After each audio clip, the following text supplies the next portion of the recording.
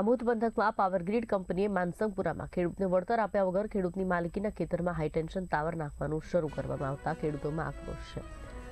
મહત્વનું છે કે માનસંગપુરા ગામના રાજેશ વસાવાના ખેતરમાં પાવરગ્રીડ કંપનીના કોન્ટ્રાક્ટના માણસોએ ખેતરમાં ગેરકાયદેસર પ્રવેશ કરી ખેતરમાં ઊભા પાકનો નાશ કરી ખોદકામ કર્યું હતું, જેથી ખેતરમાં વાવેલ કપાસ, ઘઉં તેમજ તુવેરના પાકને વ્યાપક નુકસાન થયું। જે બાબતે ખેડૂતે કંપનીના કોન્ટ્રાક્ટના માણસોને પોતાના ખેતરમાં ખોદકામ કરવાની ના પાડતા ખેડૂતને મામલતદાર કચેરી તેમજ કલેક્ટર કચેરીએ ધક્કા ખવડાવવાની ધમકી આપવામાં આવી, જેથી પાવરગ્રીડ કંપનીની આ દમનકારી નીતિ સામે ખેડૂતોમાં ભારોભાર આક્રોશ છે।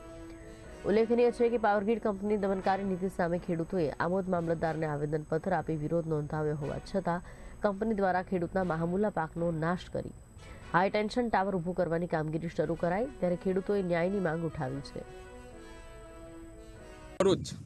મારે હરાના જમીનની પથારી પડી ગઈ, મારે ઘઉં છે, મારે તુવેર છે, કપાસ છે, એની નુકસાની કોણ આપશે? આ લોકો અમને એવું કહેવા માંગે કે આજે એમ કરે તેમ કરીએ, મામલતદાર કોર્ટે તમારે ભરોસા આવવું પડશે।